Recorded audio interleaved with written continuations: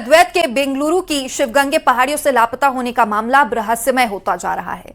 Finance company में engineer अद्वैत शुक्रवार सुबह ट्रैकिंग के लिए निकला था, लेकिन इसके बाद उसका मोबाइल ही बंद हो गया और पहाड़ी की तलहटी में उसकी किराए की बाइक मिली, जबकि आखिरी सीसीटीवी फुटेज में वो पहाड़ी की ओर जाता दिखाई दे रहा है। पिछले 4 दिनों से डॉग स्क्वाड, ड्रोन और एसडीआरएफ की मदद से सर्च ऑपरेशन चलाया जा रहा है और जांच के दौरान पुलिस को मोबाइल और लैपटॉप की सर्च हिस्ट्री में पहाड़ से गिरने और मौत से जुड़े कंटेंट भी मिले हैं। अब पुलिस हादसा, हत्या या खुदकुशी सभी एंगल से जांच में जुटी है। परिवार ने भी जानकारी जुटाई जा रही है और बेंगलुरु पुलिस के अधिकारी जांच के लिए इंदौर और भोपाल आने की तैयारी में है। फिलहाल अद्वैत की तलाश जारी है और पूरे मामले का रहस्य अब गहराता जा रहा है।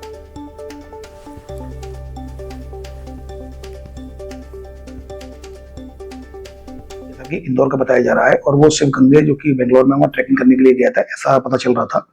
इसमें जो हमारे जो इंदौर पुलिस कमिश्नरेट के द्वारा उनसे संपर्क किया गया और बेंगलोर में जो काडागुडी पुलिस स्टेशन है वहाँ पर संपर्क किया गया, तो उनके द्वारा बताया गया कि उसमें कार्रवाई की जा रही है और उसमें लगातार सर्चिंग की जा रही है। एनडीआरएफ और उनकी जो भी टीमें वो लगी हुई है लगातार। इसमें इंदौर पुलिस कमिश्नरेट के द्वारा उनसे संपर्क किया जाकर किसी प्रकार की कोई भी जांच में मदद जो भी चाहिए जो इंदौर से संबंधित, डेफिनेटली उनको प्रोवाइड कराई जाएगी। इस संबंध में उनसे लगातार इंदौर पुलिस और हमारे सहयोगी मिथिलेश जुड़े हुए हैं। मिथिलेश, 4 दिन बीत चुके हैं, अद्वैत का कोई पता नहीं है, कोई कड़ियां नहीं जुड़ पा रही है। क्यों आखिर ऐसा, क्या कार्रवाई आगे क्यों नहीं बढ़ पा रही है? जांच में कुछ खुलासा क्यों नहीं हो पा रहा है? अद्वैत इंदौर के रहने वाले हैं। बेंगलोर में वो एक फाइनेंस कंपनी में काम कर रहे थे। लगभग पिछले 3-4 साल से वो बेंगलोर में थे।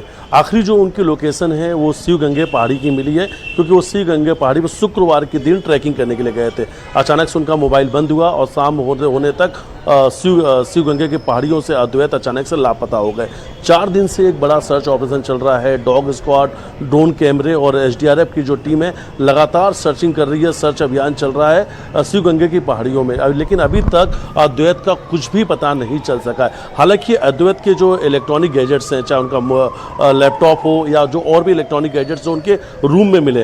हालांकि लैपटॉप में आखिरी बार ये जो लिखा हुआ था कि ये आखिरी मुलाकात है, ये जो लाइन जो लिखा हुआ है, इसी कड़ियों को इस वक्त सुलझाने में बेंगलोर पुलिस जुटी हुई है। दूसरा, लगातार वो एआई से कुछ वीडियो देख रहे थे कि ट्रैकिंग करने के दौरान पर पहाड़ियों से कैसे गिरते हैं, अगर पहाड़ियों से गिरते हैं तो मौत कितने देर में हो जाती है, और दूसरा कि अगर हम ट्रैकिंग करने जाते हैं तो वहाँ पर सुसाइड पॉइंट कौन कौन से होते हैं, आत्महत्या कैसे किया जा सकता है, तमाम ऐसे कुछ वेब हिस्ट्री मिली है। उसी कड़ियों को इस वक्त बेंगलोर पुलिस सुलझा रही है। इसलिए हत्या, आत्महत्या, हादसा, तीनों एंगल पे इस वक्त पुलिस की जांच चल रही है। अद्वैत का जो परिवार है अभी उनसे जानकारी छुपाई गई है, क्योंकि अद्वैत के परिवार में उनकी मां और उनकी एक सिस्टर रहती है। अभी तक ये बड़ी जानकारी सामने आ रही है और दोनों को ये जानकारी नहीं दी गई है अद्वैत के लापता होने की। हालांकि जो उनके चाचा हैं वो मध्य प्रदेश के एक सीनियर जर्नलिस्ट भी हैं और भोपाल में रहते हैं। उनसे जरूर बातचीत हुई है पुलिस की। उन्होंने कहा है कि लगातार सर्च ऑपरेशन चल रहा है, उनकी तलाश चल रही है।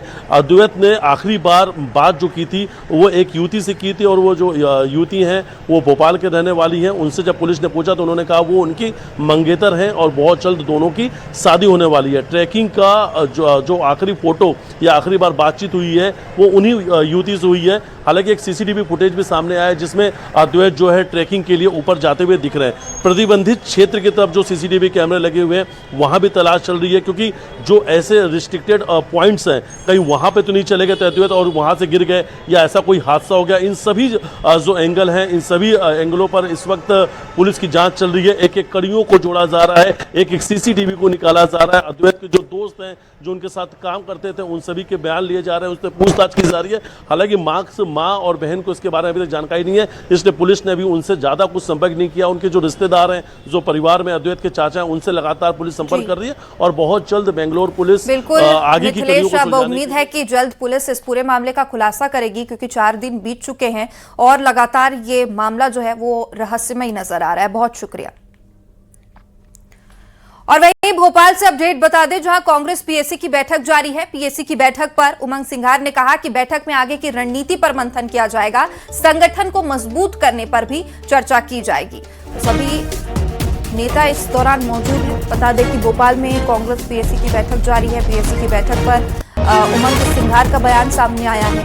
कहा कि बैठक में आगे की रणनीति पर मंथन किया जाएगा, संगठन को मजबूत करने पर भी चर्चा की जाएगी और ये भी जानकारी कि दतिया उपचुनाव में हुई जीत पर भी चर्चा होगी। जो पार्टी की गतिविधियां हैं उसकी समीक्षा करना, आगामी क्या किस प्रकार से प्लान करना, रणनीति बनाना, उसी को लेके की जाती है। तो मैं समझता हूं कि समीक्षाओं के साथ आने वाले चुनाव, नगर पालिका, नगर पंचायत चुनाव, जनपद चुनाव, जिला पंचायत चुनाव, तो कैसे वापस संगठन को पुनर्गठन जो हो रहा है आपने प्रकोष्ठों को लेके, उन्हीं सभी बातों को लेके, तमाम बातों को लेके हम आगे की रणनीति तय करेंगे।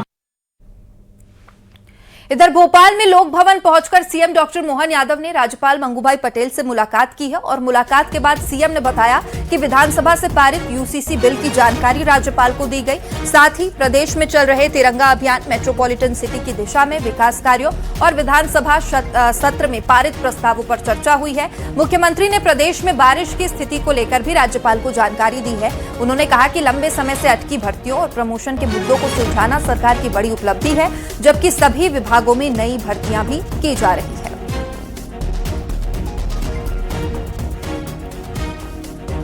उनको हमने प्रत्यक्ष दी है। तिरंगा अभियान पूरे प्रदेश में जिस प्रकार से मनाया जा रहा है, हमने माननीय राज्यपाल जी को उसकी जानकारी भी दी। साथ ही साथ हमारे राज्य के अंदर विकास परक कामों में मेट्रोपॉलिटन सिटी में भी दिशा की एक नई सड़क 4 लेन मंजूर किए हुए हैं। हमारे विधानसभा के सत्र में विभिन्न प्रकार के कानूनों को पारित करना और राज्य की वर्षा की स्थिति जो अल नीनो के कारण से जो 15% कम बारिश हुई, उससे सहित सारे मसलों पर आगे बढ़ कर के हमने सारी चर्चा की। मुझे इस बात की प्रसन्नता है, माननीय राज्यपाल जी ने सारे कामों के प्रति हमारे सबके साथ चर्चा करते हुए खास करके यूसीसी सहित कई कानून पारित किए, इसकी प्रसन्नता भी व्यक्त की। और आने वाले स्वतंत्रता दिवस जो हमारा 80वां होने वाला है, उसके लिए भी मैंने हमारे अपने राज्य के अंदर मनाए जाने वाले सारे कार्यक्रमों की जानकारी दी।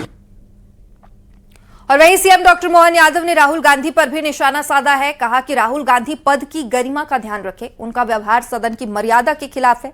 उम्मीद करूंगा कि राहुल गांधी सीख लेंगे।